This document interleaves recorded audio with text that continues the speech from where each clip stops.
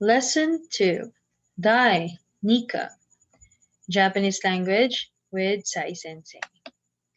So, minasan, today our lesson is all about kore, sore, are, wa description des. So, ano ba ang ibig sabihin ni kore, sore, are? These are all demonstrative pronouns. So, nagde-demonstrate sila. Ibig sabihin, nagtutukoy sila kung ano yung hawak mo, no? So, pag sinabi mong, pag hawak mo, ito, kore yun, no? This is. Sorewa, it means that is. Ayan, no? So, ikaw na nagsasalita, malayo sa'yo yung tinutukoy mo, kaya sinabi mong sorewa. Arewa, that over there is, it means malayo sa inyong dalawa, no? So, kung makikita niyo dito yung picture, no? Kore, hawak mo. Sore, hawak nung kausap mo.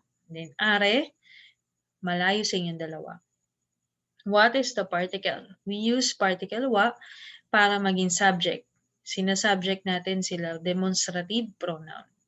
Plus description des. So, description, it means ano-ano ba yung mga tinutukoy mo. Ibig sabihin, nagdi-describe ka ba or nagtutukoy ka ng produkto na hinahawakan mo o tinuturo-turo mo, right?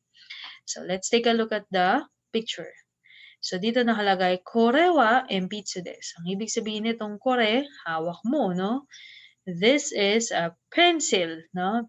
Itong hawak ko ay lapis. Sore wa ballpen desu. So, it means, ang may hawak ng ballpen na yan ay yung kausap mo. Kaya sabi mo sorewa. Sorewa, it means that is. Yan ay ballpen. Arewa shapupen shiro desu. So, arewa, it means malayo sa inyong dalawa, no? Tinutukoy niyo yung bagay na malayo sa inyong dalawa, kaya gumagamit kayo ng demonstrative pronoun na arewa. So, arewa shapupen shiro desu. So, that is a ballpoint pen. That over there, no? Malayo. So, remember, kore, nahahawak mo or malapit sa'yo. Sore, nasa hawak ng speaker or malapit sa nasa hawak ng kausap mo or malapit sa kanya. Then are, malayo sa inyong dalawa. Okay, so what is the question? Arewa nan desu ka? Sabi dito, arewa nan desu ka? What is that over there? Nan, it means what? Siyempre, kapag ang tinanong is are, sabi, parehas din kayo, nasasagot ang are dahil malayo sa inyo yan. So, arewa techo desu. Techo, it means pocket notebook. Arewa techo desu. So, that over there is a pocket notebook. Sorewa nan desu ka? So, tinanong, no? So, pag tinanong ka ng sorewa nan desu ka, ibig sabihin, ikaw yung may hawak or malapit sa'yo kasi tinanong ka ng sorewa eh. Ano yan, no?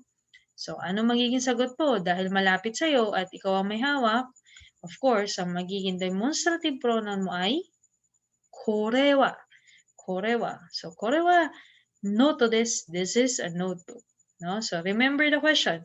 Nan desu ka? Nan desu ka, it means what? Minasan, wakarimashita ka? Domo arigatou gozaimasu.